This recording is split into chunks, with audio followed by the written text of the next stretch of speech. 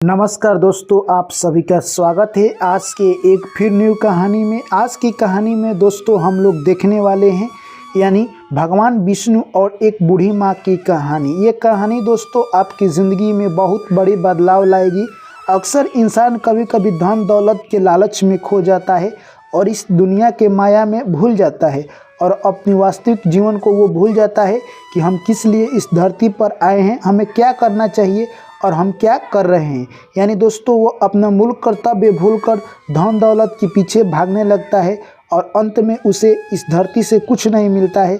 दोस्तों अक्सर इंसान इस धरती पर खाली हाथे आया है और खाली हाथे जाना है। हमें न किसी से मार झगड़ा और लड़ाई नहीं करनी है। दोस्तों हम आए हैं तो कुछ ऐसा कर कर जाएंगे कि हमारे जाने के बाद भी दोस्तों यानी लोग यहाँ पर नाम लेंगे। तो कुछ ऐसा कर्म करें जिससे कि हमारी धरती पर नाम बनी रहे और हम लोगों के दिल में बसे रहे।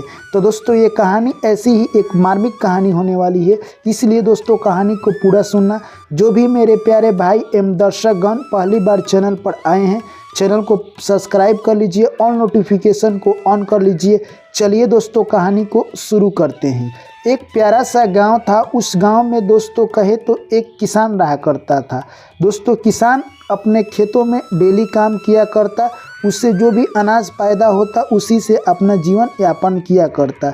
धीरे धीरे दोस्तों समय बीतता गया और उसकी पत्नी जो थी कि भगवान विष्णु की बहुत बड़ा भक्त थी, वो भी भगवान विष्णु की यानी दिन रात पूजा किया करती थी। एक दिन की बात है, भगवान विष्णु उसके पूजा से संपन्न हुए यानी कहे तो खुश हुए। भगवान विष्णु बोले कि हे वत्स मांगो तुम्हें क्या चाहिए। बुढ़िया की हालत काफ़ी यानी कहे तो नाजुक थी, यानी उनके घर खाने के लिए उतना कुछ नहीं था। भगवान विष्णु ने बोला कि तुम्हें जो मांगना है आप मांग सकती हो। बूढ़ी माँ ने कहा कि हे भगवान आप मुझे बस खाने के 2 वक्त के कुछ चीज़ दे दीजिए, बस वही हमारे लिए काफ़ी है। भगवान विष्णु समझ गए कि बूढ़ी माँ हमारी इतनी पूजा सेवा करती है फिर भी ये कुछ मांग नहीं रही है। भगवान विष्णु उस बूढ़ी माँ को एक बहुत बड़ा घर और खाने के लिए अनाज दे दिए, यानी कहे तो उसके घर धन दौलत का भरमार हो गया। दोस्तों अब वो डेली भगवान विष्णु की और पूजा किया करती थी। अब उसके लड़के भी बड़े हो चुके थे, यानी जो उनके घर में बाल बच्चे थे उनकी शादी करने का टाइम आ चुका था।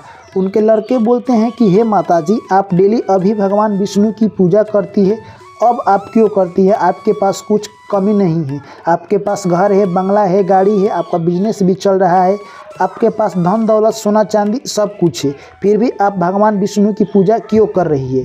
तभी बूढ़ी माँ समझाती है कि हे बेटे मैं अब इसलिए नहीं कर रही हूँ कि मुझे धन दौलत की ज़रूरत है, मैं अपनी जीवन के लिए कर रही हूँ, क्योंकि मेरा जीवन का अंतिम मार्ग यानी कहे तो भगवान विष्णु है, वही मुझे इस लोक से पार लगाएंगे। तभी उसका लड़का बोलता है कि हे माता भगवान विष्णु का तुम साक्षात दर्शन करना चाहती हो तो वो घर में भगवान विष्णु नहीं आएंगे, उसके लिए आपको तप करना पड़ेगा। बड़े बड़े ऋषि मुनि जंगलों में जाकर यानी कहे तो पहाड़ों पर कई वर्षों तक तपस्या करते हैं, उसके बाद भगवान उनको साक्षात दर्शन देते हैं और तुम यहीं पर बैठकर भगवान के दर्शन करने के लिए ललायित हो, ये नहीं हो सकता। तभी दोस्तों यानी बूढ़ी माँ अपनी बेटे की बात को समझ जाती है और वहाँ से वो जंगल की ओर चल देती है। जैसे ही दोस्तों वो जंगल की ओर जा रही थी तभी उसे एक बूढ़ी माँ मिल जाती है। वो भी कहती है कि मैं भगवान के दर्शन के लिए आपके साथ चलूँगी। अब रास्ते में वो 2 बूढ़ी माँ हो गई और दोनों चल दी। दोस्तों आगे जाते जाते उन्हें एक और बूढ़ी माँ मिल जाती है। अब वो आपस में 3 बूढ़ी माँ हो गई और तीनों भगवान के दर्शन के लिए चल देती है। फिर कुछ दूर पर गई एक और बूढ़ी माँ मिल गई, यानी कहे तो अब उनकी संख्या 4 हो गई। अब चारों ने सोचा कि हम लोग 4 हैं, चलो भगवान की दर्शन कर कर ही हम लोग इस धरती पर यानी वापस अपने घर को लौटेंगे। दोस्तों जैसे ही चारों बुढ़िया जा रही थी तभी यानी कहे तो एक सोना का थैला गिरा हुआ था। तभी पहली बुढ़िया वहाँ से जाती है तो वो इग्नोर कर कर चली जाती है, यानी वो नहीं देखती है। दूसरी बुढ़िया वहाँ से वो भी इग्नोर कर कर चली जाती है। तीसरी बुढ़िया भी इग्नोर कर कर चली जाती है। जैसे ही चौथी बुढ़िया जाती है उस थैले को उठा लेती है और कहती है कि जब भगवान मुझे सोने का यानी थाली दे ही रहे हैं और सोने चांदी का सिक्का दे ही रहे हैं तो मैं क्यों भगवान की दर्शन करने के लिए जाऊं। वो उठाकर वहीं से वापस लौट जाती है। आगे कुछ दूर जाती है, फिर कहे तो दोस्तों यानी एक पैसा से भरा हुआ बैग गिरा था। पहली बुढ़िया देखती है वो आगे निकल जाती है, उसके बाद दूसरी बुढ़िया देखती है वो भी आगे निकल जाती है। जैसे ही तीसरी बुढ़िया पैसे की बैग को देखती है, वो सोचने लगती है कि जब पैसा से भरा हुआ बैग हमें भगवान दे ही रहे हैं तो मैं क्यों मेहनत करूंगी। अब भगवान खुद मुझे खुश होकर पैसा दे रहे हैं तो मैं क्यों ना इसे उठा लूं। दोस्तों उठाकर अपने घर को लौट जाती है। फिर दोनों आगे बुढ़िया चलती रही। आगे जाते जाते देखती है कि एक कहे तो दोस्तों एक गाढ़ा था और गाढ़ा में कहे तो बहुत सारा हीरा मोती भरा हुआ था जो कि अपने ओर आकर्षित कर रहा था। पहली बुढ़िया वहाँ से गुजरती है, वो देखती है, इग्नोर कर देती है। दूसरी बुढ़िया वहाँ से जाती है, वो कहती है कि मेरा भाग खुल गया, अब तो मैं इसे उठा कर ही रहूँगी। दोस्तों वहाँ से उठा लेती है और कहती है कि भगवान खुशी से मुझे दे रहे हैं। वो वहाँ से जो भी हीरे मोती थे उसे उठाकर अपने घर लेकर चली जाती है। दोस्तों अब बच गई पहली बुढ़िया जो कि भगवान की भक्ति में लीन थी। वो जा रही थी, तभी रास्ते में कहे तो बहुत सारा सोना गिरा हुआ था दोस्तों। और जैसे ही जाती है यानी कहे तो सोने के ईंट बहुत सारे बिखरे हुए थे, उनमें चोट लग जाता है और बूढ़ी माँ वहीं पर गिर जाती है और देखती है कि ये तो सारे सोने के ईंट है। देखकर वो खुश हो जाती है और फिर कहती है कि हे भगवान विष्णु, आप मुझे सस्ते में निपटाना चाहते हैं, यानी आप कुछ सांसारिक धन देकर मुझे चाहते हैं कि ये भी बूढ़ी माँ अपने घर लौट जाए। मैं ऐसा नहीं करने वाली हूँ।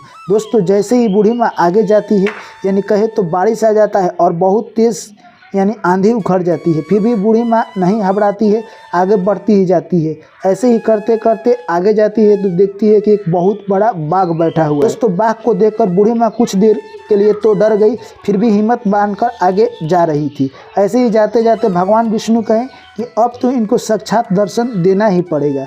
दोस्तों कुछ देर के बाद भगवान विष्णु उस बूढ़ी माँ को साक्षात दर्शन दे देते हैं। तभी भगवान विष्णु कहते हैं कि हे बूढ़ी माँ, मांगो तुम्हें क्या चाहिए। तभी वो बूढ़ी माता कहती है कि मुझे सिर्फ आपका दर्शन चाहिए और भगवान के चरणों में गिरकर अपना वहीं पर प्राण त्याग देती है। तभी भगवान विष्णु यानी कहे तो स्वर्गलोक से यानी कहे तो उसके लिए एक रथ मंगाते हैं और उसी पर बैठाकर बूढ़ी माँ के साथ यानी स्वर्गलोक चले जाते हैं और उस बूढ़ी माँ को यानी कहे तो इस धरती से मुक्ति मिल गया। तो दोस्तों इस कहानी से हमें क्या सीख मिलती है कि इस कहानी से हमें यही सीख मिलती है मेरे दोस्त कि जो संसार में आपको धन दौलत संपत्ति दिखाई दे रहा है ये यहीं के लिए है। अगर आप कर्म कैसा करते हैं, भगवान की भक्ति में लीन है या नहीं है, इससे आपका कर्म डिसाइड करेगा और आप किस योनि में जन्म लेंगे इससे आप पर डिपेंड करेगा। आप भगवान के भक्ति में कितने देर लीन रहते हैं, भगवान को दिल में रखते हैं या नहीं रखते हैं, आप अपने जीवन की मुक्ति के लिए हरि का भजन कितने देर तक करते हैं, ये सब आपके ऊपर डिपेंड करता है। बहुत सारे ऐसे इंसान हैं जो कि पैसे के टुकड़े के लिए पीछे भाग रहे हैं, अंतिम समय जाते उनको कुछ नहीं मिलने वाला है। इसीलिए भगवान का नाम ले और हरि का नाम ही इस धरती पर सबसे बड़ा है। जय विष्णु। ऐसे ही करें जिससे कि आपका जीवन का उद्धार हो। और बूढ़ी माँ की कहानी से हम यही प्रेरणा लेना चाहिए कि उनके घर बहुत सारा चीज़ था और उनके साथ जो 3 बूढ़ी माँ आई थी वो बहुत सारा धन दौलत लेकर पुनः लौट गई, पर यह बूढ़ी माँ ने अपना वादा पूरा किया और भगवान का साक्षात दर्शन किया और इस लोक से उसे मुक्ति मिल गया। तो दोस्तों इस कहानी के बारे में आप ज़रूर कुछ लिखिए जो भी आप लिखना चाहते हैं। चलिए आप लोग इससे मिलते हैं फिर अगली कहानी में। ऐसे ही प्यार और सपोर्ट बनाए रखें। जो भी साथी और मेरे दर्शकगण पहली बार चैनल पर आए हैं, चैनल को सब्सक्राइब कर लीजिएगा। चलिए मेरे प्यारे साथियों, भाई एवं बहनों, आप लोगों से फिर मुलाकात होगी अगली कहानी में। नमस्कार, जय श्री कृष्ण, राधे राधे, जय विष्णु भगवान।